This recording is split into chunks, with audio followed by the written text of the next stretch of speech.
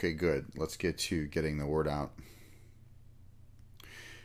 So you may be sending notices out at this point on any of the following: your own email marketing lists. If you don't have one yet, you should be. I want to stress you definitely should be building that. And maybe you already are, but it's not your primary mode of marketing yet. It could be Facebook events, creating Facebook events, which has its quirks, but it's definitely valuable. And Twitter and Facebook updates, which frankly is my preference, is to actually just put it in the stream. And then community email lists or groups. So those could include Yahoo groups or Google groups or listservs that you're on. And here's some basic guidelines. And these are important guidelines, by the way. Actually, nothing I tell you is not important. But here are some basic guidelines. First of all, send your first email notice out or the invite or whatever it is 10 to 14 days in advance of the event. Here's why, by the way. If it's more than 2 weeks in advance, people don't really think about it because it's, that maybe they don't want to put it in their calendar at that point, or maybe they go, gosh, that's really far out. And again, this is just an evening workshop, an evening introduction to your work. If it's, something like a weekend workshop or a multi-week workshop, well, of course, feel free to put that out. In fact, if you're selling a long or very expensive course, you actually want to start marketing 6 months in advance. But for these evening talks that we're talking about to build your one-on-one practice, you want to send that first email notice out 10 to 14 days in advance. 10 days is really the sweet spot. You can do it up to 14, but you don't want it to be anything more than 14. Otherwise, it gets lost in the shuffle in the receiver's mind. You also want to send out another email 3 days prior to the event to just make sure they've seen it. Sometimes people just don't see things; they need to see it twice, believe it or not. And I send a final email out the evening before or the morning of, simply saying, you could simply say, gosh, did you see this? Or this is tonight, or this is today. If it's your own email marketing list, send the first notice out 10 to 14 days in advance, and then just send one more reminder the evening before or the morning of. Skip that 3 days prior. If it's a community list, go ahead, unless it's against the rules. Feel free to, it's better to upset people than to live small or to not fulfill your purpose because you have some fantasy that some people might be upset. Let them object for you. Just like in the sales process, don't object for them. Same thing here. You also want to make sure that your notices are interesting and engaging. In fact, you want to make sure they're not just notices. Simply notifying them. You want to avoid that. And you could just tell them what it is and what you'll cover, and nobody will come, or people will come because they like you and they know you, but you really need to speak into the challenges they might be having, and or the problems you'll give insight into solving.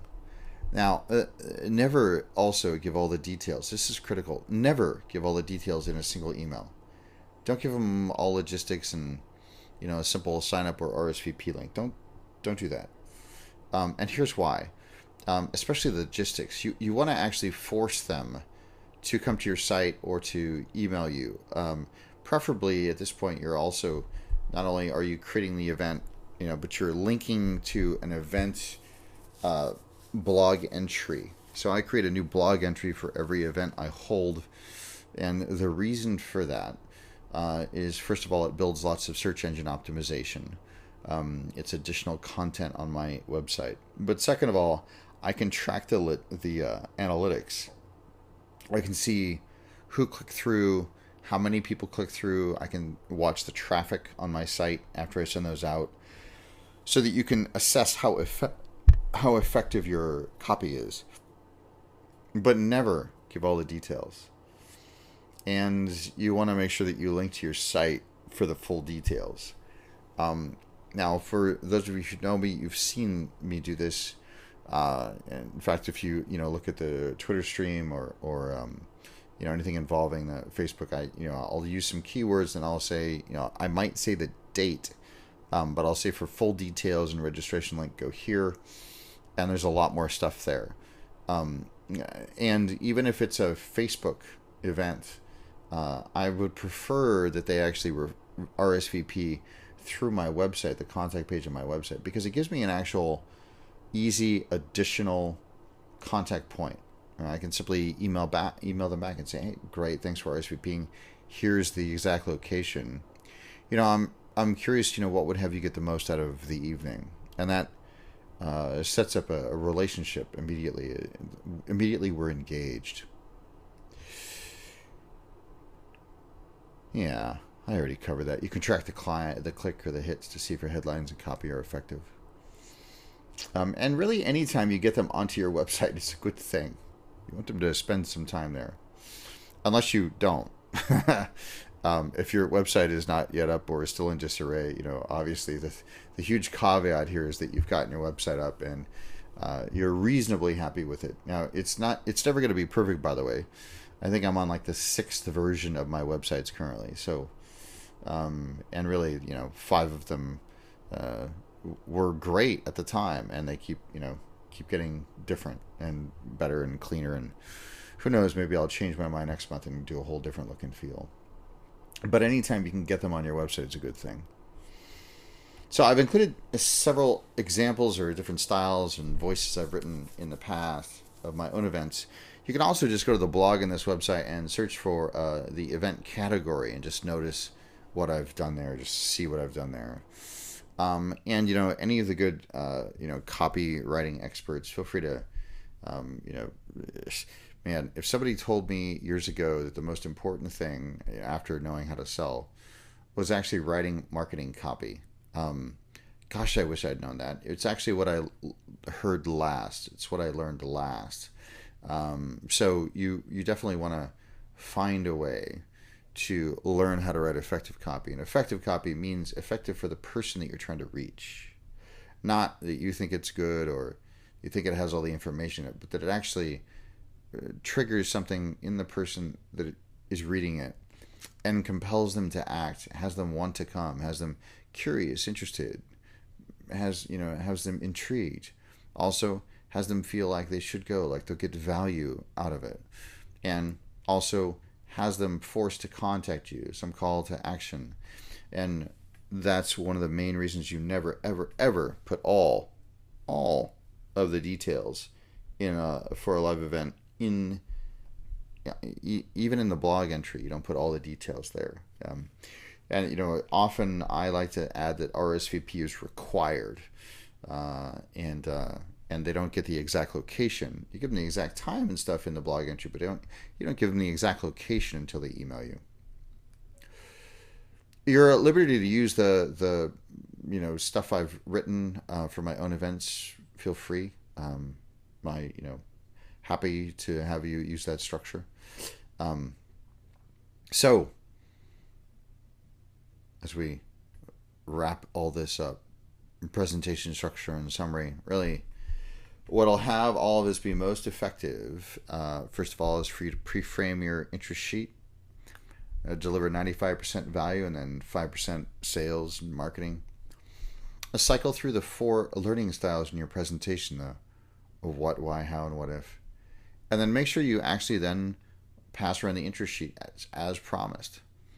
And then anybody who wants an exploratory session with you, anybody who checks that box, make sure that you follow up within 24 hours. And here's your summary for getting the word out. First of all, begin your marketing push 10 to 14 days in advance of the event. Never include the exact location in your marketing copy. Again, the idea is you want to drive them to your website, or at least force them into RSVPing and asking you what the exact location is. So, RSVP for exact location is all you need to say in that. But the point is to make sure that you have real data, either them contacting you and or analytics on your site so you can see how many people are actually clicking through, so you know how effective your marketing is. And make sure that you make the copy interesting, engaging, rather than simply an announcement of what you're doing. And again, I'll point you to the social media roundup, the blog entry on my site, Social Media and You, I think it's called. And one of them is there's a reference there in that blog entry about how to write headlines, which is probably one of the single most important things, aside from the very first paragraph, which would be the second most important thing. But that headline, writing that headline, that email subject line. And that's it. So here are your tasks for the week. Listen to the presentation skills audio on this site. It's in the additional resources section. If you haven't been there already, you should. You should have already familiarized yourself with this part of the site, but here's how to get to it. It's resources or additional resources, and then audio or additional audio, and presentation excellence. But you should be able to find that fairly easily. It'll simply be in the drop-down menu under the course main menu item. So listen to that presentation skills audio, and think of a topic that would interest your ideal client, and write out a basic outline for a talk using the 4 learning styles. And really, you want to limit this to 1 or 2 pages. It doesn't have to be that long. Again, this is an area in which you already have really great knowledge, deep knowledge. If you get caught up in a script, you're making the biggest mistake you could make in a presentation.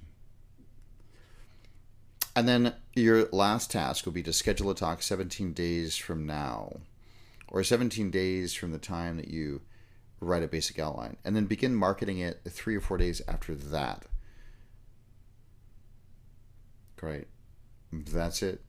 Well, it's a lot for this week, combined with the stuff from last week. And you and I both know that what this will do is it'll create your business. This will allow you to really implement the task at hand and to fulfill your outcomes for this course.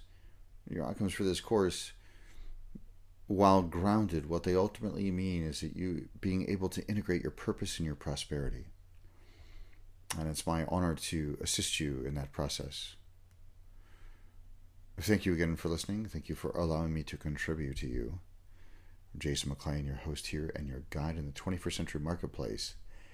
And I look forward to contributing to you further next week.